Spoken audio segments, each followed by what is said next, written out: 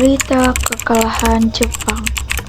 Walaupun peperangan di Eropa telah berakhir, tetapi karena semangat juang tentara Jepang masih tinggi, mengakibatkan Perang Pasifik terus berlangsung. Walaupun kota-kota penting di Jepang telah mengalami serangan bom dari sekutu, tetapi keadaan ini tidak menyebabkan tentara Jepang menyerah. Karena tidak sabar, akhirnya pada tanggal 6 dan 9 Agustus 1945, Jepang dijatuhkan bom atom oleh sekutu. Dan akhirnya dalam Perang Asia Timur Raya, Perang Daitoa, Jepang mengalami kekalahan besar. Kaisar Hiroto pun dengan terpaksa mengakui kekalahannya pada tanggal 14 Agustus 1945. Berita tersebut lalu tersebar di seluruh dunia dan berhasil diketahui oleh pemuda. Dan pemuda yang pertama kali mengetahuinya adalah Sultan Syahrir pada sore harinya. Lalu pada sore itu juga Sultan Syahrir pergi untuk menemui Bung Hatta.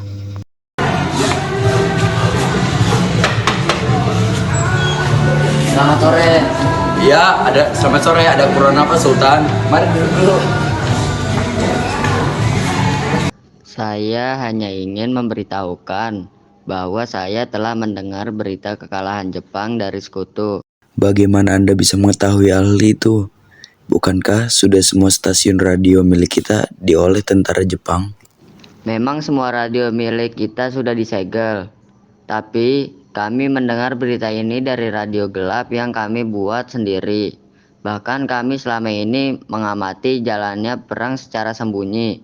Bagaimana pendapat Anda? Ini adalah berita yang sangat baik. Oh iya, bagaimana kalau kita memanfaatkan kesempatan ini untuk memproklamasikan kemerdekaan? Bagaimana kalau pernyataan kemerdekaan tidak dilakukan oleh PPKI? Memangnya kenapa?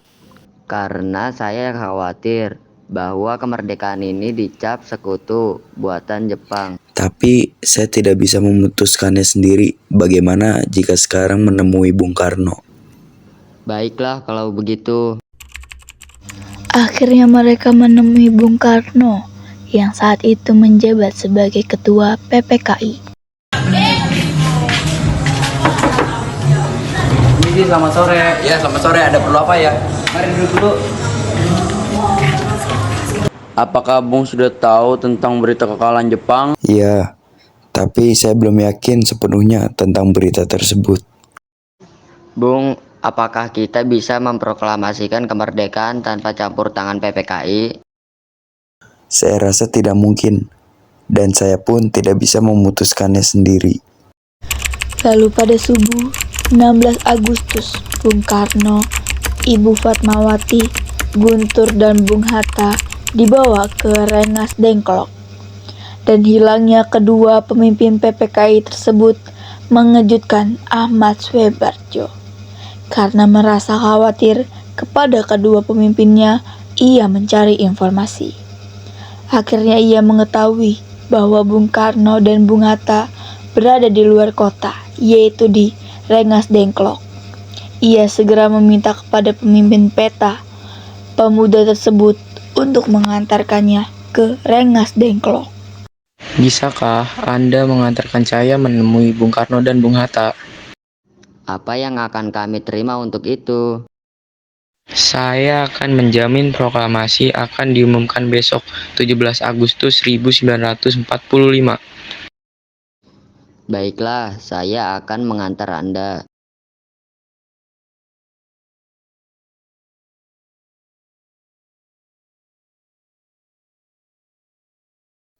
Ada apa Anda ke sini?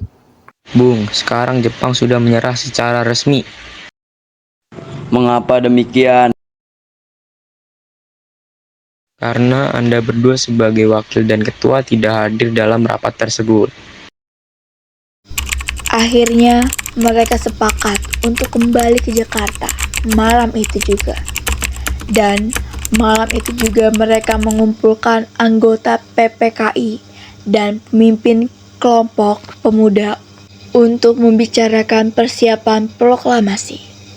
Mereka melakukan pembicaraan di kediaman Laksmana Maeda. Menjelang dini hari, 3 orang pemimpin PPKI merumuskan teks proklamasi di meja makan. Bagaimana kalau proklamasi kita buat singkat saja? Saya setuju dengan ulasan Bung Hatta. Bung Ahmad, apakah Anda masih ingat yang terdapat pada Piagam Jakarta, yaitu bab pembukaan rumusan Undang-Undang Dasar 1945? Saya masih ingat, tapi tidak seluruhnya. Kira-kira seperti ini. Kami bangsa Indonesia dengan ini menyatakan kemerdekaan Indonesia. Baiklah, diputuskan bahwa itu adalah kalimat pertamanya. Menurut saya pernyataan itu tidak cukup baik menentukan nasib sendiri. Saya menganggap perlu adanya pernyataan yang menggambarkan dilaksanakan kemerdekaan Indonesia. Bagaimana kalau kalimat kedua dari proklamasi itu hal-hal mengenai perpindahan kekuasaan dan lain-lain diselenggarakan dengan cara seksama dalam tempo sesingkat-singkatnya. Baiklah, sudah diputuskan kalau begitu. Selesai menyusun, ketiga tokoh itu menuju serambi depan untuk menemui para hadirin yang ada. Saat itu, waktu sudah menunjukkan pukul 4 pagi. Lalu ia membacakan hasil rumusan teks proklamasi yang saat itu masih berupa konsep. Apakah kalian setuju terhadap konsep rumusan ini? Setuju. Saiti, tolong ketikkan teks proklamasi ini menurut naskah yang menggunakan tulisan tangan saya ini. Marilah saudara-saudara, naskah proklamasi ini kita tanda tangan bersama-sama. Bagaimana kalau di lapang pilkada? Saya keberatan karena ada kemungkinan akan munculnya gangguan dari Jepang. Bagaimana kalau di halaman rumah saya jam 10 pagi? Setuju. BMG telah memperbanyak tersebut dan sebarkan ke seluruh Indonesia. Pada hari Jumat, 17 Agustus 1945, rakyat berbondong-bondong menuju lapangan pilkada. Namun, tak sedikit yang berbaklik menuju kediaman Bung Karno. Bendera telah dijahit oleh Ibu Fatmawati, tiang bendera yang berasal dari bambu yang tumbuh di belakang rumah Bung Karno. Mikrofon yang hanya satu-satunya. Lalu selain hadirin yang datang semalam, juga telah hadir tokoh lain seperti Dr. Bintaran Marto Atmojo, Kiai Hajar Dewantara, Oto Iskandar Dinata, Kiai Haji Mas Mansur, dan yang lain pun telah hadir. Tepat pukul 10 waktu Indonesia Barat, Bung Karno dan Bung Hatta melaksanakan cita-cita perjuangan kemerdekaan. Dengan suara jelas, Bung Karno membacakan teks dengan didahului suatu pidato. Saudara-saudara sekalian, saya telah meminta saudara-saudara sekalian hadir di sini untuk menyaksikan suatu peristiwa penting dalam sejarah kita. Berpuluh-puluh tahun kita bangsa Indonesia telah berjuang untuk kemerdekaan tanah air kita. Bahkan telah beratus-ratus tahun gelombangnya aksi kita untuk mencapai kemerdekaan kita itu ada naik dan ada turunnya. Tetapi kita tetap menuju ke arah cita-cita kita. Juga di dalam zaman Jepang, usaha kita untuk mencapai kemerdekaan nasional tidak berhenti-henti. Dalam zaman Jepang, tampaknya saja kita menyadarkan diri kepada mereka. Tetapi pada hakikatnya, tetap kita menyusut tenaga kita sendiri. Tetap kita percaya kepada kekuatan kita sendiri. Sekarang tibalah saatnya kita benar-benar mengambil nasib bangsa dan nasib tanah air kita di dalam tangan kita sendiri. Hanya bangsa yang berani mengambil nasib dalam tangannya sendiri akan dapat berdiri dengan kuatnya. maka kami tadi malam telah mengadakan musyawarah dengan pemuda-pemuda rakyat Indonesia. Permusyawaratan itu sekata-kata berpendapat bahwa sekaranglah saat daringnya untuk menyatakan kemerdekaan kita. Saudara-saudara, dan ini kami menyatakan proklamasi. Kami, bangsa Indonesia, dengan ini menyatakan kemerdekaan Indonesia. Hal-hal yang mengenai pemindahan kekuasaan dan lain-lain diselenggarakan dengan cara saksama dan dalam tempo yang sesingkat-singkatnya. Jakarta, 17 Agustus 1945, atas nama bangsa Indonesia, Soekarno Hatta.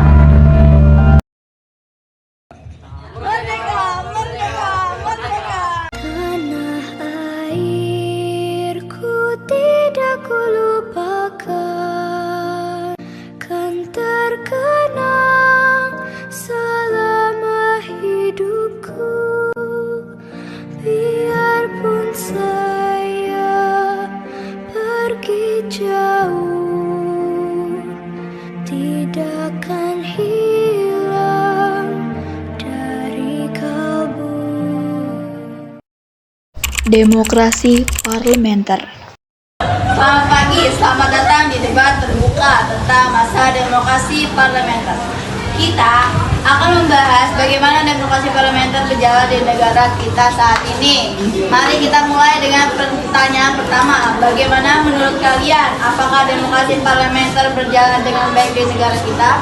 Saya rasa demokrasi parlementer di negara kita berjalan dengan baik.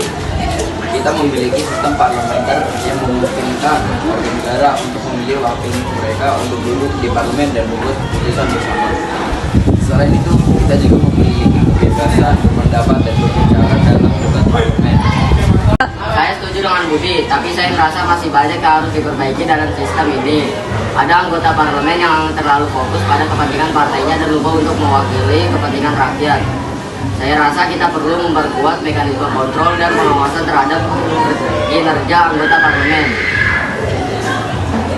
Saya tidak setuju, sistem parlementer memang tidak sempurna, tapi saya yakin kita bisa memperbaiki. Yang penting kita harus fokus pada pembangunan kesepahaman dan kompromi antara partai politik, sehingga keputusan yang diambil parlemen bisa mencerminkan kepentingan rakyat. Baik, pertanyaan berikutnya untuk Siti. Sebagai wakil masyarakat, apa yang bisa masyarakat lakukan untuk memperbaiki demokrasi parlementer di negara kita? Saya rasa masyarakat harus lebih aktif dalam memonitor kinerja anggota parlemen dalam menuntut mereka untuk mewakili kepentingan masyarakat.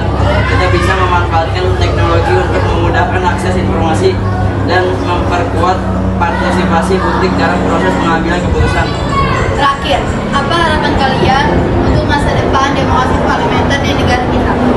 Saya berharap kita bisa untuk terus memperkuat demokrasi parlementer dan menjadikan parlemen sebagai lembaga benar-benar mewakili kepentingan rakyat. Saya berharap kita bisa memperbaiki sistem kontrol dan pengawasan terhadap kinerja anggota parlemen, sehingga mereka benar-benar bekerja untuk rakyat. Saya berharap kita bisa membangun kultur politik yang lebih dewasa, di mana partai politik bisa bekerja sama untuk mencapai kesepahaman dan kompromi yang baik untuk rakyat. Demokrasi terpimpin. Para tokoh yang hadir saat ini 5 Juli 1959 sedang membahas tentang dekret presiden. Yang sedang dibahas terdiri dari pembukaan Dewan Konstitusi, kembali ke Undang-Undang Dasar 1945, dan pembentukan MPRS dan DPAS. Tak hanya itu, ada ciri-cirinya, yaitu ada kabinet presidensil, penggunaan Undang-Undang Dasar 1945, dan dominasi lembaga eksekutif, dan mencampur kebijakan politik dalam negeri, yang terdiri dalam pembentukan MPRS dan DPAS, Lalu pembentukan kabinet yang terbagi dua, yaitu Kabinet Kerja 1959 sampai 1964. Lalu ada Kabinet Dwi Kora dari tahun 1964 sampai 1966. Lalu ada pembentukan Partai Masyum dan PSI. Tak tahan lama, partai tersebut mengalami pembubaran.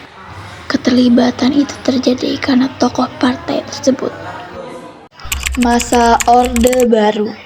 Sebelumnya, Assalamualaikum warahmatullahi wabarakatuh. Terima kasih atas kedatangan Anda di sini. Tujuan saya untuk mengumpulkan para menteri, tokoh masyarakat, dan para ulama adalah untuk membantu saya dalam mempertahankan pemerintahan 5 tahun mendatang. Pastinya kita semua tahu bahwa para mahasiswa telah berdemo di halaman gedung MPR untuk menurunkan saya dari jabatan presiden. Apa yang mereka sebut dengan korupsi, kolusi, nepotisme, dan lain-lain ini tidak sepenuhnya benar. Buktinya banyak masyarakat mayoritas yang mengatakan bahwa dalam pemerintahan saya mereka sejahtera. Nah, yang saya inginkan adalah untuk mendapat dukungan dari Anda sekalian, karena Anda adalah orang-orang terpercaya yang saya pilih untuk tetap mendampingi saya. Maaf, saya tidak dapat mendukung Bapak. Bukan saya membela mahasiswa, tapi ini masalah hati nurani. Saya rela jika dibunuh setelah ini. Kami juga banyak masyarakat dan mahasiswa mengadu kepada saya bahwasanya mereka menginginkan pemerintahan Bapak turun. Apa?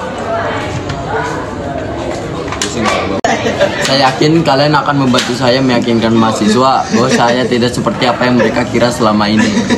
Saya dan 13 menteri lain akan mengundurkan diri. Terima kasih. Terima kasih Pak, kami permisi dahulu. Ajudan,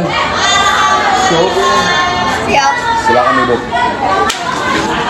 Apa yang harus saya lakukan? Apakah saya harus benar-benar mengundurkan diri? Tidak ada jalan lain Pak. Abang baru menjabat presiden 1 bulan lalu. Namun, jika saya terus menjalankan roda pemerintahan, siapa yang akan membantu saya? 14 kementerian sudah mengundurkan diri. Apa saya harus mengangkat menteri yang baru? Bahkan, saya tidak pernah memecat mereka. Ini keputusan yang sangat sulit. Bapak Presiden yang terhormat, jika saya boleh memberikan saran, Bapak ikutin saja kemauan mahasiswa. Selain itu, kebaikan Bapak yang saya lihat akhir-akhir ini sering lelah. Keputusan Bapak pasti dapat membuat mereka mematahkan persepsi bahwa Bapak tidak seperti apa yang mereka pikirkan. Lagi pula, bukankah ada Bapak B.J. Habibie yang nantinya akan menggantikan Bapak? Jadi kamu membela para mahasiswa kayak gitu? Bukan begitu Pak, maafkan saya. Saya masih belum rela melepas jabatan saya sebagai kepala negara dan pemerintahan. Saya tidak ikhlas jika negara Indonesia yang kaya raya ini jatuh ke tangan B.J. Habibie. Para mahasiswa itu memang pantas dibunuh.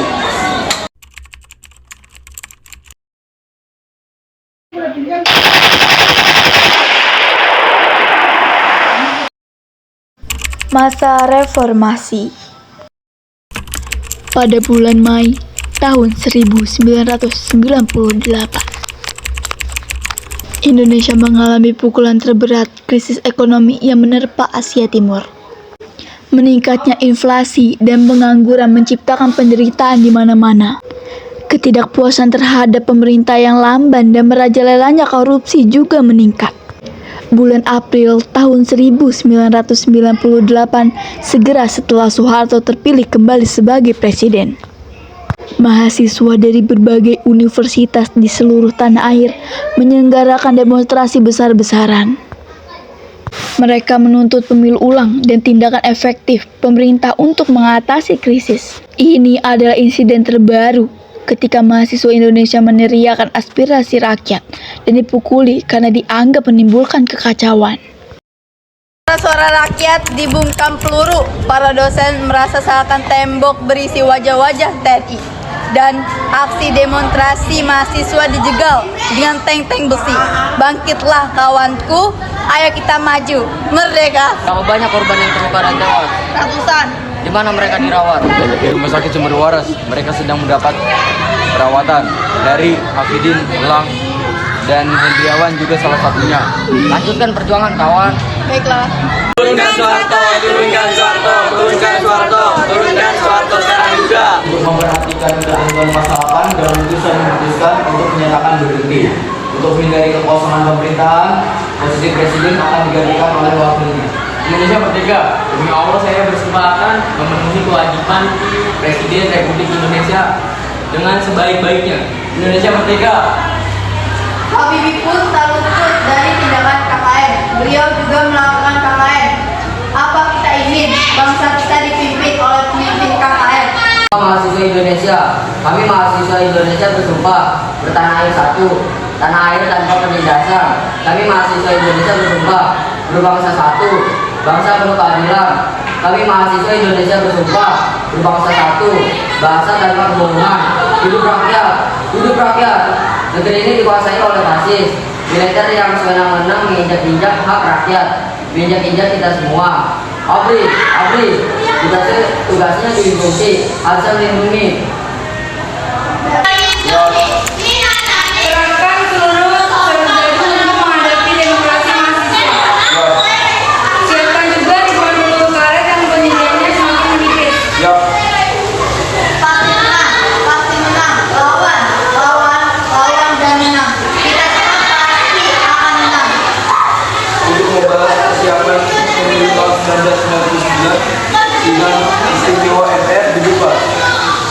Siap-siap membangun kami, dibunuh, ditembaki semuanya jika pemerintah tidak menaruh perhatian sedikitpun pada kami. Ucapan kami tidak pernah diuji oleh pemerintah.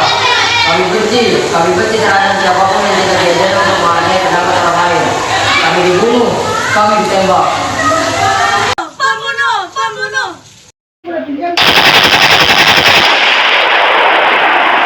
Menang, kita menang. Karena anak laki-laki saya terbunuh, saya ingin mengatakan kepada kalian para pejuang muda, jangan berhenti sampai di sini. Lanjutkan perjuangan kalian. Merdeka! Merdeka!